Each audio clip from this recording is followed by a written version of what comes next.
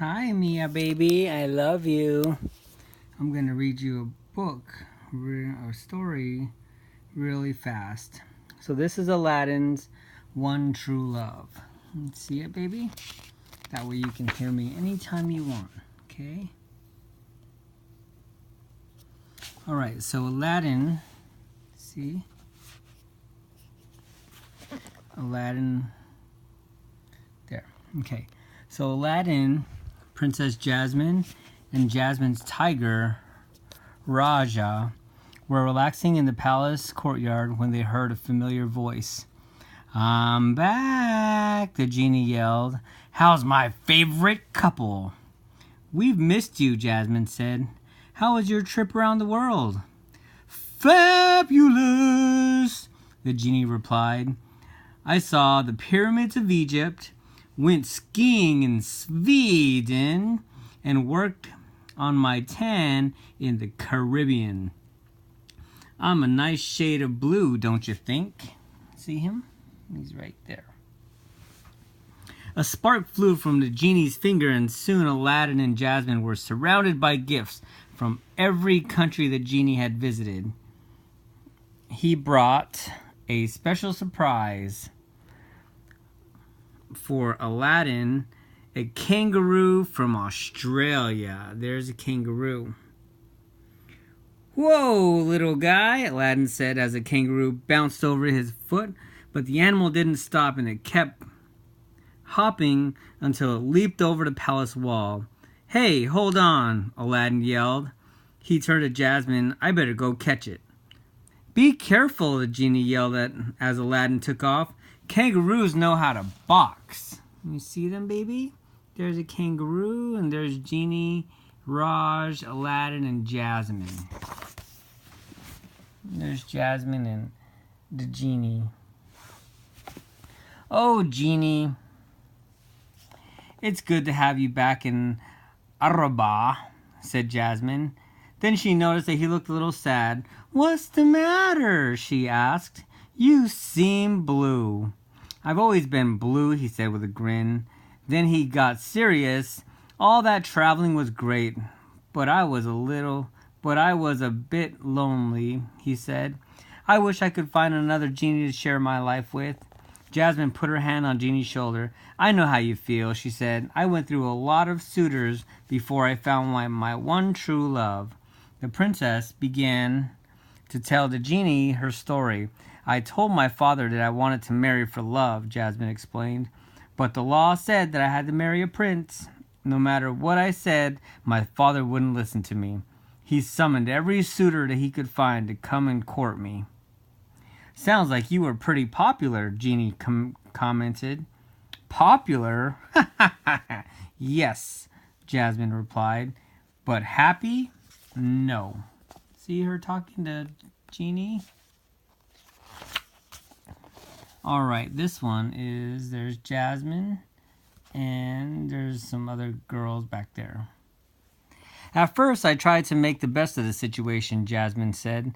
"I knew my father was counting on me. He had the seamstress make a brand new outfits for me, and it was fun in the beginning trying on one beautiful outfit after another." "You must have looked gorgeous, darling," interrupted the genie.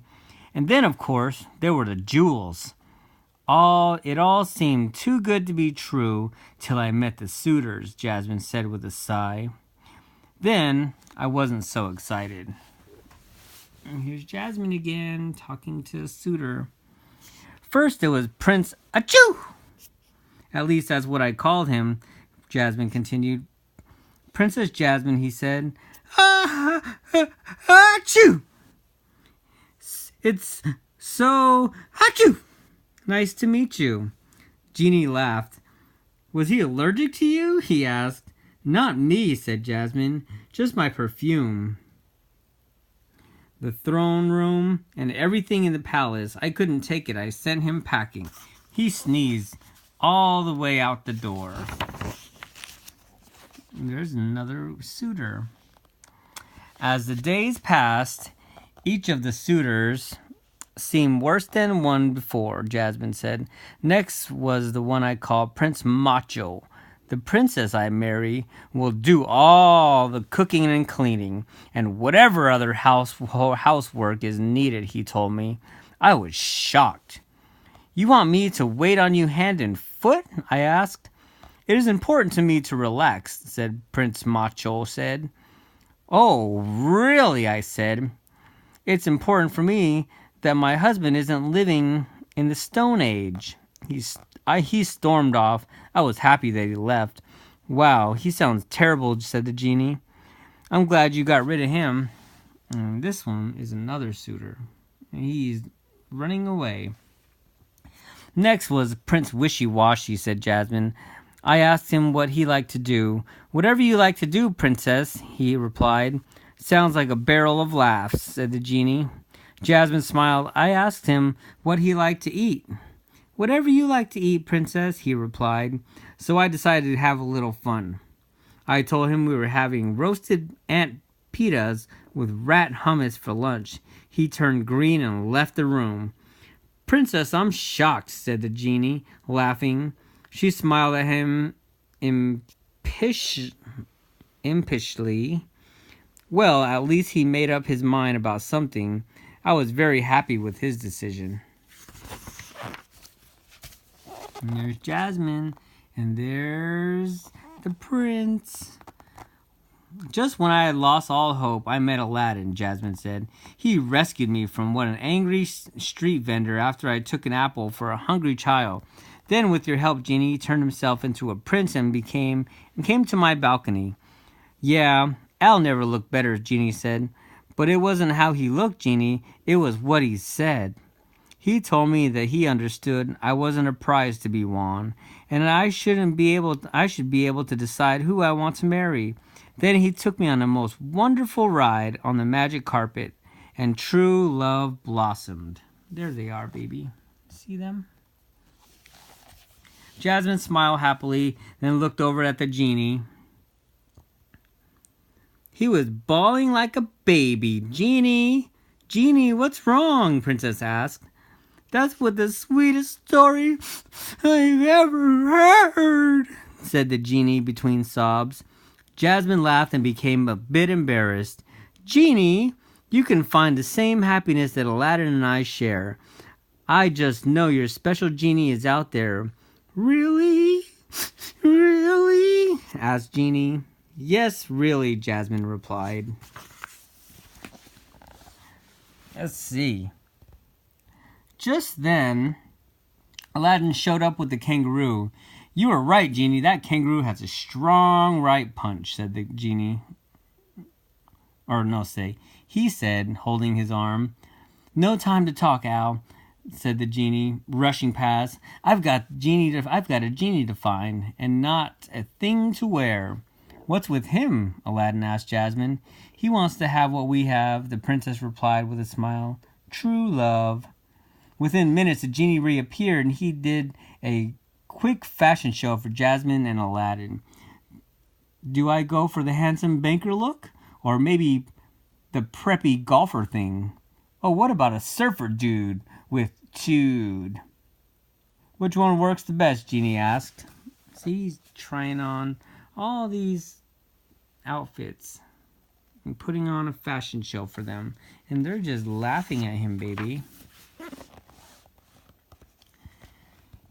You just want someone to like you for who you are on the inside, Jasmine advised.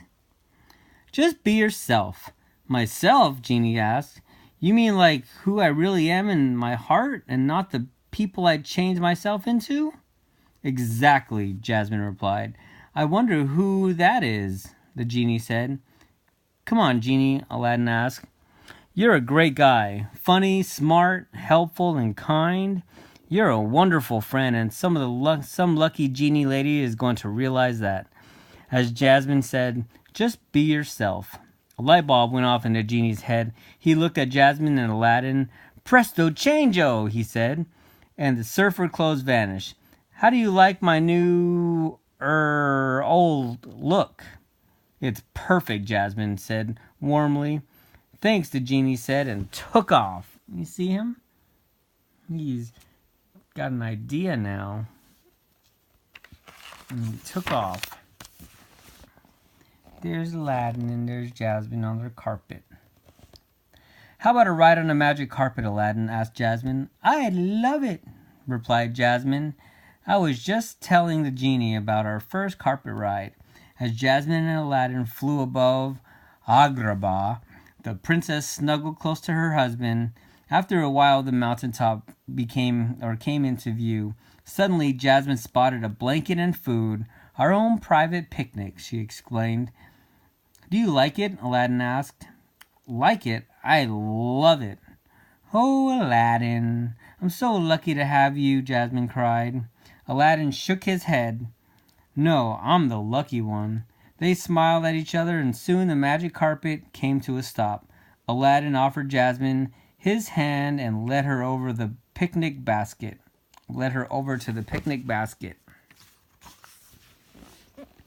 There they are, eating food. As they enjoyed their sunset picnic, Jasmine thought again about all the annoying suitors. Because of them, she really appreciated the love that she finally found with Aladdin, and she knew the genie would find his one true love too. The end. 11 minutes and 21 seconds, baby. I love you. Good night. Mwah.